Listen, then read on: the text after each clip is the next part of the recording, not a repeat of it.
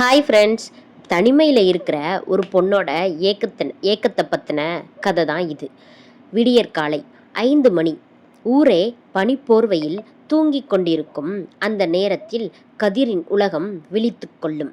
அந்த கிராமத்து நர்சரியில் செடிகளுக்கு நீர் பாய்ச்சுவதும் புதிய ஒட்டுக்கன்றுகளை உருவாக்குவதும் தான் 28 வயதான கதிரின் தினசரி வாழ்க்கை. உழைப்பால் தடித்த கைகளும் எதையும் ஊடுருவி பார்க்கும் அமைதியான கண்கள் கொண்டவன். மண்ணின் ஈரப்பதத்தை கை விரல் நுனியிலே உணரும் வித்தை தெரிந்தவன். யாரிடமும் அதிகம் பேச மாட்டான். அவனது உலகம் செடிகளும் மரங்களும் மட்டும்தான். அதே ஊரின் எல்லையில் வானுயர நின்றிருந்தது மங்கள விலாஸ் பங்களா. அதன் உரிமையாளர் சொக்கலிங்கம்.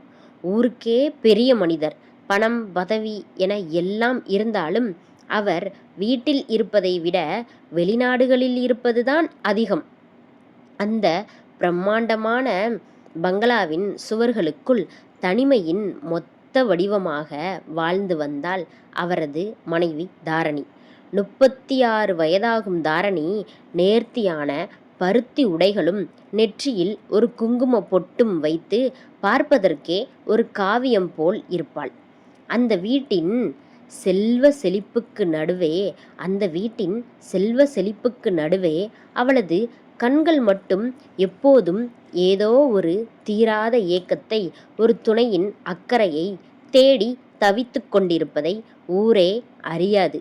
ஒரு நாள் பங்களாவின் பெரிய புல்வெளியையும் அங்கிருந்த பூந்தோட்டத்தையும் சீரமைக்க கதிர் வரவழைக்கப்பட்டான்.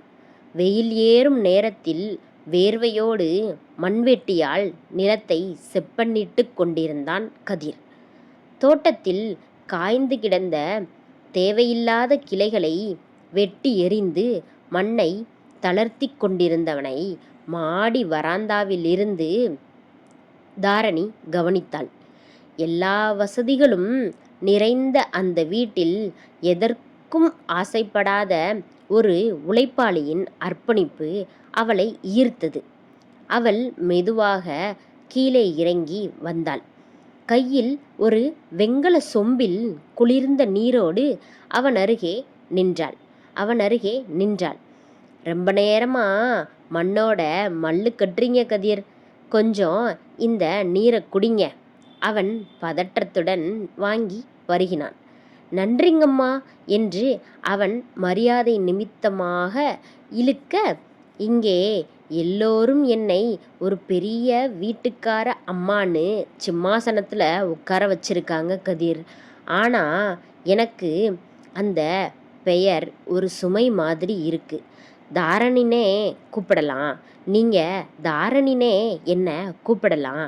பேரிலாவது கொஞ்சம் சுதந்திரம் இருக்கட்டுமே என்று மெலிதாக புன்னகைத்தாள். அவள் சொன்ன விதம், அந்த ஒற்றை புன்னகை அவளது அகத்தின் வறட்சியை கதிருக்கு புரிய வைத்தது. மண்ணை பக்குவப்படுத்தும் அவனுக்கு ஒரு பெண்ணின் மனதின் பாரத்தை பக்குவப்படுத்துவது பெரிய விஷயம் அல்ல என்று தோன்றியது. அதன் பின் தோட்டம் செழிப்பது போல் அவர்களின் சந்திப்புகளும் வளரத் துவங்கின. கதிர் தினமும் ஏதோ ஒரு புது செடியையோ பூங்கன்றுகளையோ கொண்டு வருவான். அன்று மாலை நேரத்தில் தோட்டத்தில் இருந்த மாம்பழ மரங்கள் கனிந்து பாரம் தாங்காமல் வளைந்து தொங்கிக் கொண்டிருந்தன. தாரணி ஒரு அழகான புடவையில் அந்த மரத்தடியில் நின்று அண்ணாந்து பார்த்து கொண்டிருந்தாள். கதிர் கையில் கூடையோடு அங்கே வந்தான். என்ன தாரணி, எதை அப்படி ஆழமாக பார்க்குறீங்க என்று கேட்டபடி அருகில் வந்தான். மரத்தில் பழமெல்லாம் நல்லா பழுத்து திரண்டு பாரம் தாங்காமல் நிற்குது கதிர். ஆனால் அதை சரியான நேரத்தில் பறித்து பார்க்கத்தான் ஆள் இல்லை. அப்படியே விட்டா வீணாத்தான் போகும் என்று அவனை பார்த்து ஒரு கள்ளச் சிரிப்புடன் சொன்னாள். கதிர் அவளது பேச்சில் இருந்த ஒரு இரகசிய பொருளை புரிந்து கொண்டான். அவளது கண்கள் அந்த மாங்கனிகளை விட பக்குவப்பட்ட காதலை வெளிப்படுத்தி கொண்டிருந்தன.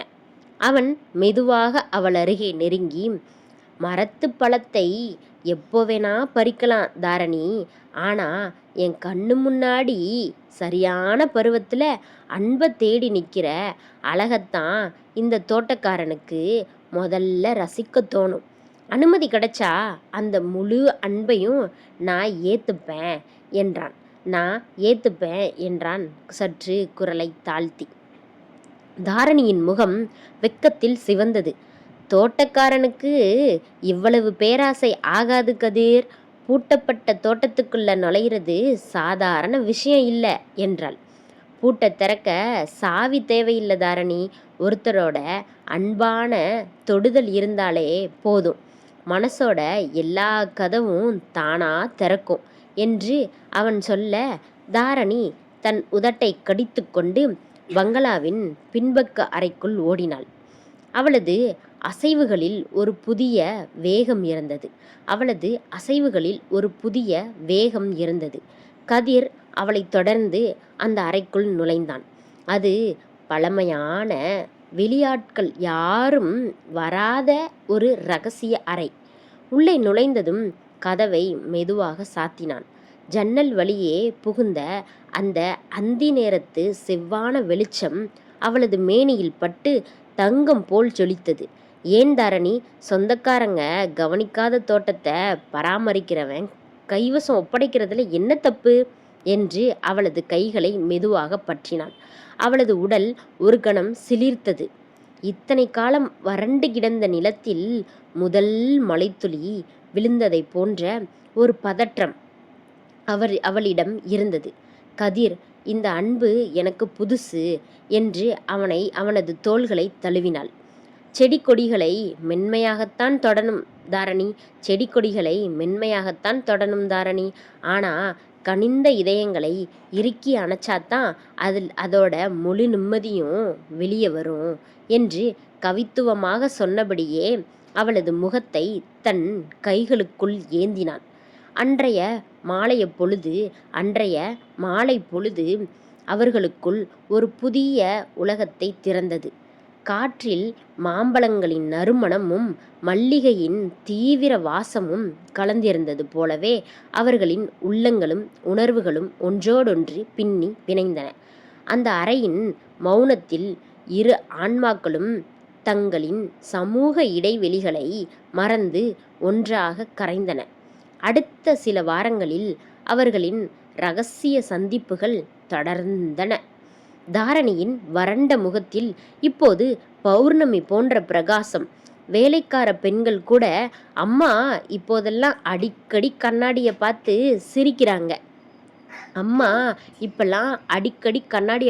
சிரிக்கிறாங்க என்று பேச துவங்கினர். கிராமத்து மனிதர்களின் சில கண்கள் இவர்களின் நெருக்கத்தை கவனித்து கிசுகிசுக்கத் தொடங்கின. இந்த தோட்டக்காரன் ஏன் இந்த வீட்டுக்குள்ளேயே கிடக்கான் என்ற பேச்சுக்கள் எழுந்தன. ஆனால் தாரணி அதை பற்றி கவலைப்படவில்லை.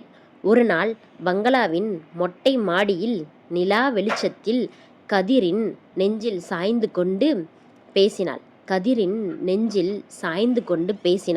கதிர், இந்த உலகம் எப்படியும் பேசும். ஆனா என் மனசோட தனிமையை தீர்த்த தெய்வம் நீ. நாம இந்த ஊரை விட்டு யாருக்கும் தெரியாத ஒரு புது இடத்துக்கு போயிடலாமா? அங்க உனக்கும் எனக்கும் நடுவுல இந்த சமூக வேலிகள் இருக்காது என்றாள். கதிர் அவளது நெற்றியில் மென்மையாக முத்தமிட்டு சொன்னான், உன் சந்தோஷம்தான் தாரணி என் உலகம். நீ கூப்பிட்டா இந்த மண்ணை விட்டு எந்த உலகத்துக்கும் வர நான் தயார். மாடி தோட்டத்தில் மல்லிகை பூக்களின் வாசம் காற்றில் பலமாக வீசியது.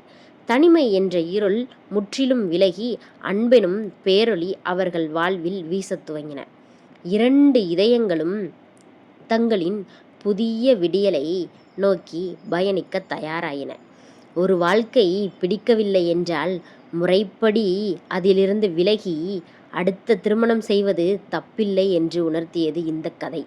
உங்களுக்கு இந்த கதை பிடிச்சிருந்தா மறக்காம லைக் பண்ணுங்கள், ஷேர் பண்ணுங்கள், அப்படியே கமெண்ட்டும் பண்ணிடுங்க. மறக்காமல் பாய்.